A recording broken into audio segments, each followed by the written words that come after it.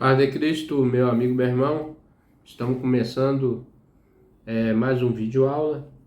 Estamos estudando a revista Palavra e Vida da Convenção Batista Fluminense, revista de jovens e adultos. O tema central dessa revista é Chamado para Ser Santo, um estudo em Romanos. Estamos estudando a lição, vamos fazer, na verdade, a lição 10, a 10ª lição, né?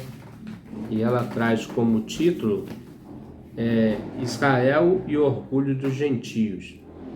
Essa lição tem um texto base em Romanos, capítulo 11. Quem escreveu as lições dessa revista desse primeiro trimestre de 2023 foi o pastor Danilo Azevedo Aguiar. Nossos sinceros agradecimentos a esse querido pastor. Vamos fazer a leitura, na verdade, do texto proposto que está, capítulo 11, né, de Romanos. Vamos ler alguns versículos e assim, no decorrer do estudo, como constantemente nós fazemos, né? Então vamos lá. Indago, portanto, acaso Deus rejeitou o povo de Deus? De forma nenhuma. Ora, eu mesmo sou israelita, descendente de Abraão, da tribo de Benjamim. Deus não desprezou seu povo, o qual de antemão conheceu, ou não sabes que a Escritura diz sobre Elias, como ele chamou a Deus contra Israel, como ele clamou a Deus contra Israel, segundo afirma a Escritura. Senhor, assassinaram os teus profetas, destruíram os teus altares, e somente eu permaneci, agora procura matar-me também. Entretanto, que ele declarou a resposta divina, reservei para mim 7.000 homens que não dobraram os joelhos diante de Baal. Assim, pois, em nossos dias, há igualmente um remanescente separado pela eleição da graça. Portanto, se é pela graça, já não é mais pelas obras. Caso fosse, a graça deixaria de ser graça. Versículo 7. A que conclusão chegar Israel não conseguiu a bênção pela qual tanto buscava, mas os eleitos a receberam. Os demais foram endurecidos. Como está escrito, Deus lhes deu um espírito de entorpecimento, olhos para não enxergar e ouvidos para não escutar, até o presente dia. Davi afirma que a mesa deles se transforme em laço e armadilha, pedra de tropeço em retribuição para eles. Escureça seus olhos para que não consigam ver as suas costas e fica encurvada para sempre. Então, irmãos, aqui ele está falando sobre a promessa sobre Israel, né? Nós vemos aqui, nesse capítulo. Aqui nessa tradução aqui, ela fala assim, diz assim, digo, pois, porventura rejeitou Deus o seu povo? Demônio nenhum, porque também eu sou israelita, descendência de Abraão, da tribo de Benjamim. Na verdade, Paulo já está se justificando, né? Se não fosse assim, a promessa de Deus não teria validade para ele, por ele também é israelita. Então, a introdução começa assim. Paulo termina Romanos 10, declarando que o israelita era um povo desobediente e obstinado, razão pela qual sua condenação era merecida. O apóstolo Davi quis dizer que Deus rejeitou os judeus a ponto de não haver mais esperança para eles. De maneira alguma, Deus não rejeitou o israelita, a quem conheceu de antemão. Para justificar sua resposta, Paulo afirmou que ele próprio era um israelita. E como se Paulo dissesse, alguém tem dúvida de que Deus está salvando os judeus pela fé? Então olhe para mim, eu sou um deles. Romanos 11, versículo 1. É a introdução aqui desse capítulo, né? Então, irmãos, Paulo, ele está falando sobre o orgulho dos gentios, né? Agora inverteu. aqui o zelo dos israelitas, achavam que só eles tinham direito, e agora os gentios, né, os povos gentios, acham que foram favorecidos e que Israel não tem direito à salvação, mas poderoso é Deus para salvar todos, né? Então diz assim, primeiro tópico, a advertência aos judeus. Além do exemplo pessoal, em Romanos 11, 2 e 3, Paulo lembra a igreja a história do profeta Elias, em 1 Reis 19, de 1 a 18. Então, irmãos, 19, né? De 1 a 18. Então aqui ele fala, continua no texto, mais uma vez pergunta, acaso tropeçaram para que ficasse prostrado sobre a terra? De forma alguma, antes pela sua transgressão veio a salvação para os gentios, para provocar ciúme em Israel. Contudo, essa transgressão dele constitui riqueza para o mundo, e seu insucesso fortuna para os gentios, quanto mais significará a sua plenitude. Agora estou falando a vós gentios, considerando que sou apóstolo dos gentios, exalto o meu ministério, na expectativa de que de alguma forma possa instigar ciúme entre os meus compatriotas, a fim de que alguns deles sejam salvos.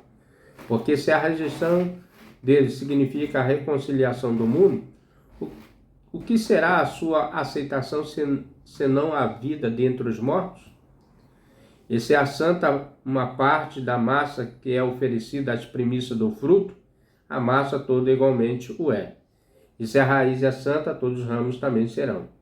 E se algum dos ramos foram podados, e sendo de oliveira brava, fosse enxertado entre outros, e agora participante da mesma seiva que flui da oliveira cultivada. E não te glories contra esses ramos, porém se fizerem, recorda-te, pois, que não és tu que sustenta a raiz, mas sim a raiz a ti. Então, mas antes vamos ler aqui um texto, né, que eu passei batido aqui, vamos ler aqui. Reis, 1 Reis 19, 1, 18, né? Só de versículo. Então o rei Acabe entrou a sua esposa, contou a sua esposa Jezabel tudo que realizara Elias e compassara o fio da espada a todos os profetas de Baal. Diante disso, Jezabel mandou o mensageiro a Elias com o seguinte recado: que os deuses me façam sofrer as piores desgraças, se até amanhã, a esta hora, não fizer com a tua vida o que fizeste com os profetas. Assim que Elias recebeu esse aviso, fugiu para salvar a própria vida, chegando a Berseba, que pertence a Judá, e deixou ali o seu servo. Contra ele fez pelo deserto a caminhada de um dia, foi se sentar debaixo de um pé de giesta, uma espécie de arbusto, e ali orou, pedindo para si a morte, dizendo: agora basta, ó Deus, retire-me a vida, pois não sou melhor dos meus pais. Deitou-se e dormiu ali mesmo sobre a giesta, mas eis que um anjo o tocou e disse: levanta e alimenta-te. E abriu os olhos e olhou ao redor, e eis que ali junto da cabeceira havia um pão quente, que fora assado sobre as pedras em brasa, uma vasilha com água fresca. Tendo comido, bebido, voltou e se deitar. O anjo do Senhor veio às vezes segunda e tocou-lhe, perguntando: levanta, come, porque a viagem será muito longa. Então se levantou, comeu, viveu fortalecido aquele alimento, e viajou 40 dias, 40 noites, até chegar a Sinai, em Horebe, o monte de Deus, né? E entrou ali numa caverna e passou a noite. Então Elias ouviu uma voz do Senhor que ele questionou nesse tempo: que fazes aqui, Elias? E ele respondeu: sinto as minhas entranhas ser consumidas por causa ardente zelo que tem por Yahvé, o Senhor Deus dos exércitos. Portanto, os israelitas abandonaram a tua aliança, destruíram os teus altares, mataram os teus profetas, fui a espada e fiquei solitário, e estou somente eu, e agora procuro também tirar minha vida. Diante dessas palavras, Deus lhes disse: sai deste lugar e fica diante de mim no alto do monte. Então o Senhor passou por ali e mandou um vento muito forte, que fendeu os morros e partiu as rochas em pedaços. Contudo, Yahvé não estava no vento. E quando o vento arrefeceu e parou de soprar, correu um forte terremoto. Porém, o Senhor não estava no tremor das terras. E em seguida do terremoto caiu fogo, mas o Senhor também não estava no fogo. Depois do fogo veio um sussurro de brisa suave e tranquila. Assim que Elias percebeu aquele murmúrio, puxou sua capa para proteger o rosto e saiu, postou-se à entrada da caverna e uma voz se indagou: que fazes aqui, Elias? E o que ele respondeu: sinto as minhas entranhas serem consumidas por causa da ardente zelo que tenho por Yahvé, o Senhor Deus dos exércitos. Portanto, os israelitas abandonaram a tua aliança e destruíram os teus altares, mataram os teus profetas, filho da espada, e fiquei solitário, e restou somente eu, e agora procuro também tirar minha vida. Então o Senhor Deus lhe orientou: vai, retorna por onde vieste para o deserto de Damasco. Quando chegar lá, ungirás Azael, rei da Síria, como rei da Síria, Jeú, filho de Nezi, ungirás reis de Israel, Elisá, Ben-Safate, Eliseu, filho de Safate, a cidade de Meleola, e ungirás para ser profeta em teu lugar. Quem escapar à espada de Azael, Jeú matará, e quem for a espada de Jeú, Eliseu matará. Mas pouparei em Israel 7.000 homens, todos os joelhos que não dobraram diante de Baal, todos aqueles cujas bocas não reverenciaram suas imagens, beijando. Então, irmãos, vê que Deus, falando aqui para Elias, que sempre tem um remanescente e que protegeria aqueles homens que se optaram permanecer firme com ele. Então, Paulo lembra à igreja a história do profeta Elias, esse texto, né? Declarando que assim como na época de Elias, Deus tem separado 7.000 pessoas que permaneceram fiéis. No atual momento também havia israelitas que aceitaram Jesus, inclusive foram eles que começaram a pregação do evangelho. Então Paulo está lembrando que realmente tinha sim judeus que se converteram no início do evangelho, né? Com isso o apóstolo mostra que nem na experiência do Antigo Testamento todo o povo de Israel era fiel a Deus. Mesmo na Antiga Aliança, a salvação sempre foi pela fé na fidelidade de Deus. A tradição profética em Israel, assim como Elias percebeu que nunca houve um tempo em que toda a nação fosse fiel a Deus, né? Mas sempre existiram remanescentes entre o povo. Aí nós vamos ter vários textos aqui, os irmãos podem depois ler, que Amós, profeta Amós, 9, de 8 a 10, Miqueias 2, 12, e 5, capítulo 5 e 3, Sofonia 3, 12 a 12, e Jeremias 23, 23. Ou seja, ser israelita de sangue nunca foi a garantia para a salvação. Então, Paulo, o autor, está colocando aqui também que nesses tempos, né, desses textos aqui, nunca foi garantir que todo um total daquela nação fosse fiel a Deus. Paulo afirma que ainda em seu tempo Deus tinha reservado para si o remanescente, entre os judeus sendo escolhido pela graça e não por obras. Romanos 5:10. Nós já lemos esse texto, né? Romanos 5 a 10. A doutrina do mérito, com toda certeza, era a pedra angular da religião judaica. Então, tinha isso, né? Com meritocracia, né? Vamos dizer assim, pelo mérito, né? A justificativa para a salvação. Então, ele diz assim: a pedra angular. Por isso, o apóstolo alerta os crentes judeus que Deus escolhe por graça e não por manipulação pelas obras. Israel nunca conseguiu alcançar a justiça que buscava como povo por meio de obras. Então, por mais que tentasse, por mais que aperfeiçoasse fosse, eles nunca conseguiriam a salvação pelo mérito. Mas os eleitos receberam pela graça, pois creram no Deus das promessas. Então, como eles creram nas promessas de Deus, foram salvos. Aqueles que creram nas promessas de Deus. Se somente os que foram eleitos à luz da presciência de Deus alcançaram a justiça, o que aconteceu com os outros israelitas?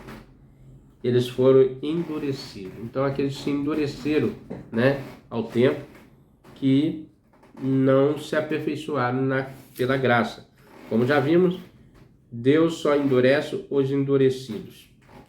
Tinha um povo endurecido, Ou em outras palavras, Deus entrega os endurecimentos a si próprio. O termo traduzido com endurecimento vem do verbo poron, que indica o crescimento de um calo em qualquer parte do corpo. Tal parte torna-se insensível a qualquer estímulo. Então, um coração endurecido, ele se sente insensível, Ele não sente mais aquela necessidade que Deus trabalhe na sua vida. E aqui ele vai falar assim, assim é o ser humano que se afasta de Deus. Ele perde a capacidade de ouvir, sentir, perceber e o chamado de Deus. Vamos ler Romanos 7, Romanos, tá aqui o livro de Romanos, 11,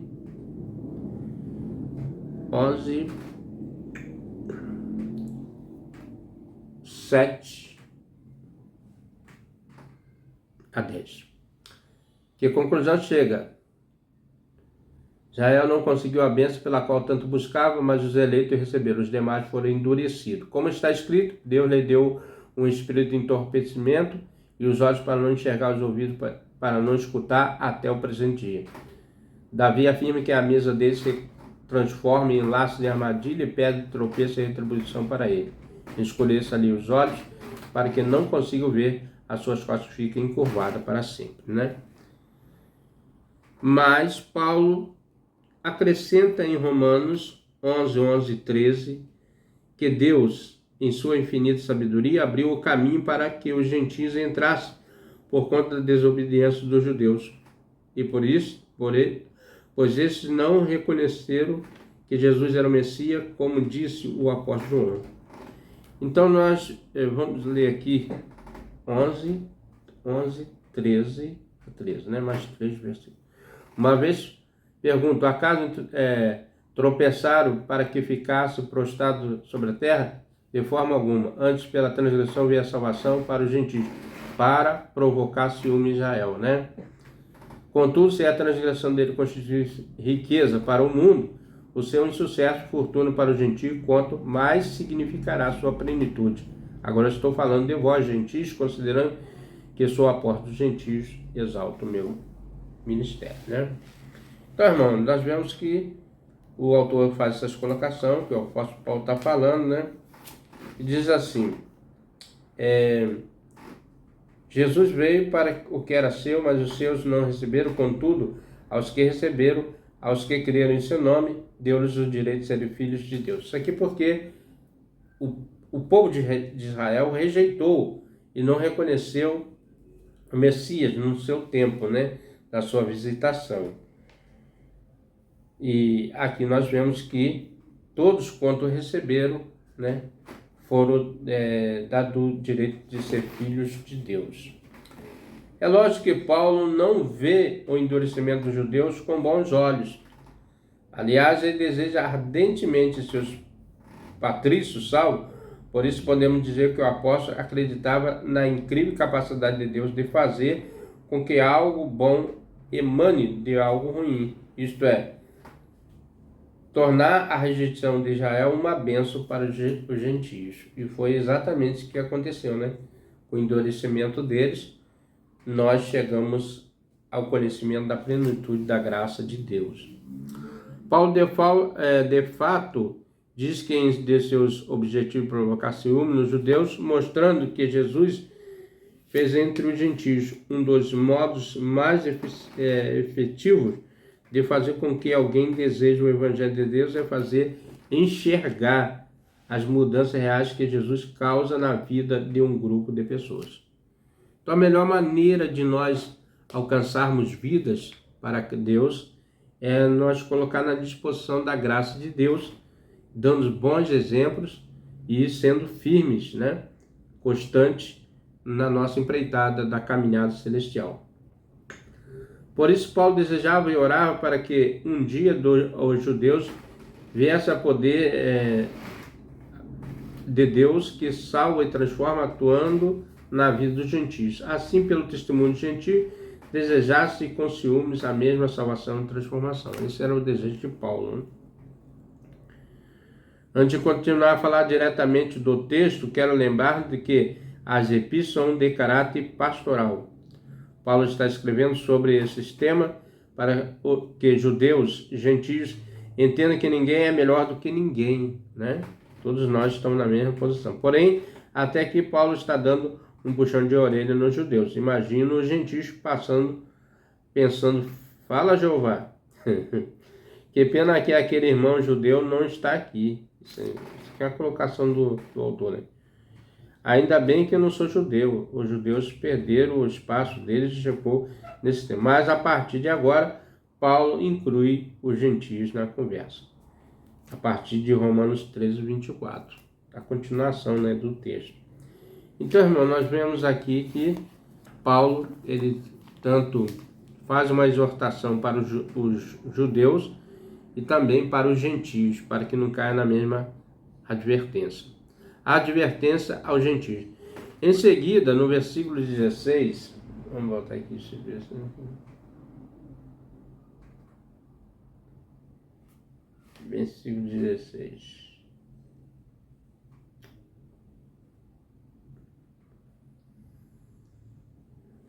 Versículo 16. É a santa parte da massa que é oferecida com as primícias dos frutos, da massa toda igualmente o é. E a raiz é santa, todos os ramos o serão. Aqui Paulo está falando da raiz, que é o próprio Israel. Então, se toda a massa o é, né? A raiz também é santa, né? Muito mais a raiz, né? Que de lá que parte o nutriente.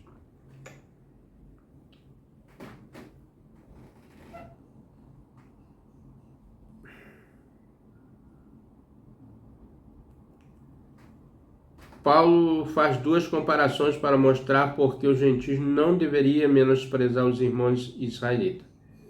A primeira, né? Paulo então está fazendo duas advertências aqui para os gentios. A primeira diz respeito à massa que deveria ser consagrada antes de ser consumida, pois uma parte dela era oferta a Deus. Assim feito, toda a massa estaria consagrada. Números 15, 19 e 20. Números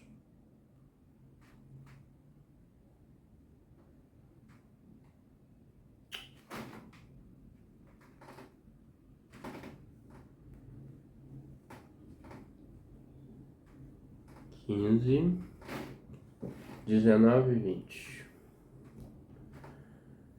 Devereis oferecer um tributo ao Senhor, tão logo comais do pão da terra. Como as primícias da vossa massa da farinha nova, separareis um pão. Fareis essa separação como aquela que se faz com a eira e como uma oferta da vossa colheita. Né, irmãos? As leis de Deus, né? Então Deus abençoando a nação através das ofertas, né? Hoje as pessoas criticam muitos irmãos que ofertam, que contribuem, mas Deus sempre tem bênção, né? A segunda tem a ver com a raiz de uma árvore e seus ramos. Era comum na antiguidade plantar mudas de árvores sagradas para uma divindade. Quando essas árvores começavam a crescer, cada ramo que brotava era sagrado, pois sua origem era uma raiz sagrada. Então, o apóstolo está usando esses elementos, né? O texto usa esses elementos para falar da santidade, né? Da santificação, na verdade. Quando essas árvores começavam a crescer, para entender essas duas figuras, é necessário reler Romanos 9, 4, 5. Pois Paulo está relembrando aos gentios que, assim como parte da massa é a raiz da árvore consagrada, todo o resto, os antepassados israelitas deixaram um legado de fé para eles, e cada remanescente de Israel herdou a fé dos seus pais, sendo essa a oliveira cultivada na ilustração. Então, nós sabemos quando a Bíblia fala sobre oliveira, né, que representa Israel como um óleo ungido, um povo que realmente Deus chamou para que levasse a mensagem, né? Mas não houve firmeza, né? Até que viesse o Cristo, né? E assim fez realmente a palavra chegar aos quatro cantos da terra.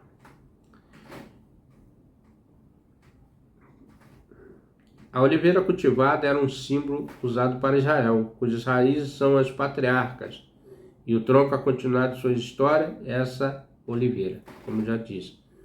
Contudo, teve alguns ramos cortados, alguns ramos de oliveira brava enxertados.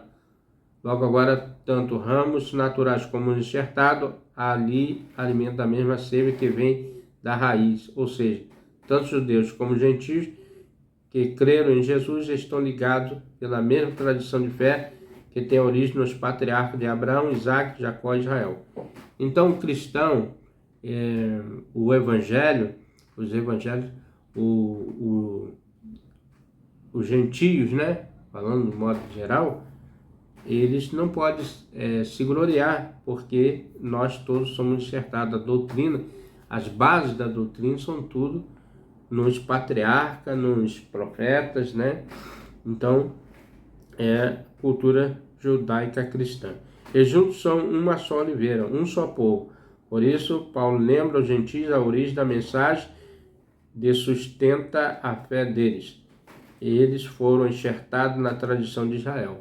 Então, os gentios, né? Nós, o povo que se aceitou a Cristo, somos enxertados na oliveira, né? E que se alimenta da mesma seiva, da nutriente da raiz, que é Cristo, né? Nosso Cristo. Ao usar essa figura de linguagem, é como Paulo dissesse para os orgulhosos membros gentílicos: analise quanto você deve aos judeus. Que pastoral de reconciliação estamos vendo?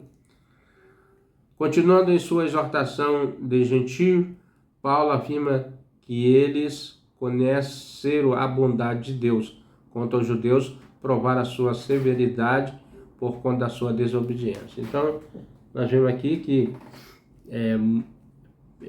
eles pagaram um preço, né? Lá, quando concordaram com a crucificação de Cristo, ele falou que cai sobre nós até a terceira e quarta geração. Então, eles perderam muito com isso, né?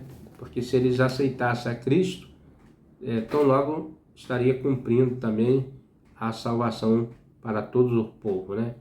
A desobediência. Se os gentios permanecerem fiéis, permanecerão nessa bondade, mas se os judeus abandonarem a sua incredulidade, crendo em Jesus, eles serão enxertados novamente.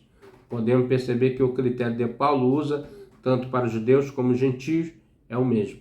É preciso crer em Jesus, pois ele é o cumprimento de todas as promessas do Antigo Testamento. Então, Cristo é o cumprimento da lei, é o cumprimento das promessas.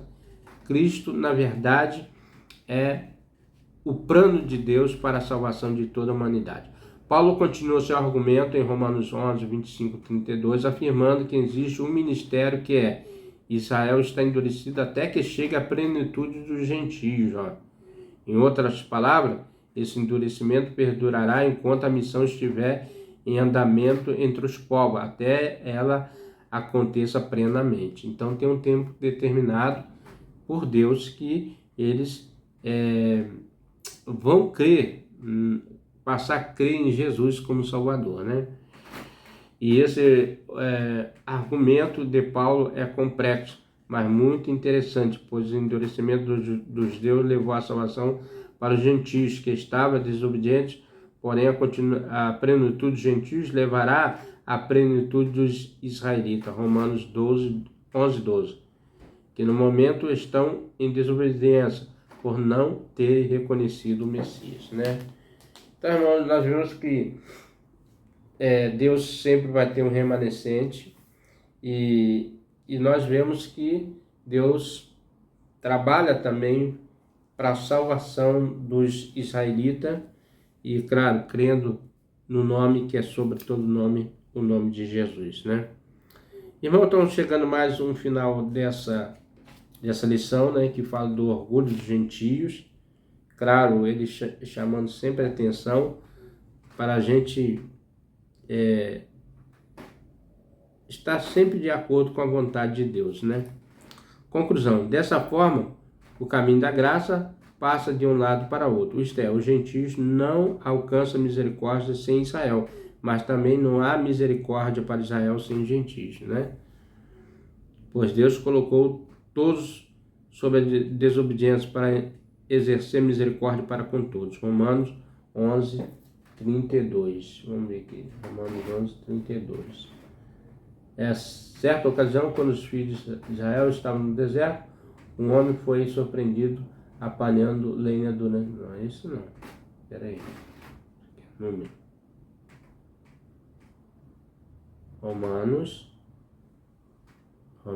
11, 32. Vamos ver aqui. Romanos 11, 32. Portanto, Deus colocou todos debaixo da desobediência, a fim de usar de misericórdia para com todos. Então, esse é o versículo. Então, Deus, ele usa a estratégia dele como ele quer. A partir desse fluxo da graça, todo o povo de Israel será salvo. Ou seja, todos que acreditarem na fidelidade de Deus. Romanos 4, 9 e 6 a 8. Gálatas 3, 7. Nos versículos 33 e 36, eu acho que é nesse aqui, né? 33. Ó a profundidade da riqueza, da sabedoria, do conhecimento de Deus, quão insondáveis são os seus juízos e quão inescrutáveis os seus caminhos. Pois quem conheceu a mente do Senhor e quem se tornou conselheiro? Quem é o primeiro que lhe deu alguma coisa para ele recompense? Portanto, dele, por ele, para ele são todas as coisas, a ele seja a glória perpetuamente. Amém. Então, tudo que existe na nossa vida, no mundo, pertence a Deus, né? Como o próprio versículo aqui mesmo fala, portanto, dele, por ele, para ele são todas as coisas, né? A tecnologia vira poesia. Paulo adora a Deus, reconhecendo sua soberania por meio de uma linda adoração. Ele reconhece que Deus e as suas ações estão além da capacidade plena do entendimento humano, sendo o momento em que a razão se coloca de joelhos e reconhece o tamanho do Deus que servimos, né? Irmãos, que lições maravilhosas, né? Falando da salvação tanto dos judeus como dos gentios, que um depende do outro, né? E nós não seríamos igreja se também não fosse o povo de Israel. Mesmo porque nós estudamos que o Messias, ele veio de qual nação? De Israel, né? Então hoje toda a humanidade deve muito aos judeus, porque de lá veio o Messias, né? Para salvar toda a humanidade. Que nós possamos sempre divulgar as verdades bíblicas através das Escrituras, que é a palavra de Deus, né? Eu quero agradecer a todos e vamos orar também, encerrando este vídeo aula, né? Pai querido, meu Deus maravilhoso, eu quero te agradecer mais uma vez, Senhor, por estar aqui falando do teu evangelho através desse vídeo aula e da Escola Bíblica Dominical, lições da revista Palavra de Vida, que possa edificar vidas e que possa salvar através da sua mensagem, sempre, ó Deus, nos corações. Muito obrigado por tudo, em nome de Jesus. Meu amigo, meu irmão, se você tem gostado desse estudo, venha conosco. Até o próximo estudo, se assim o nosso bom Deus nos permitir.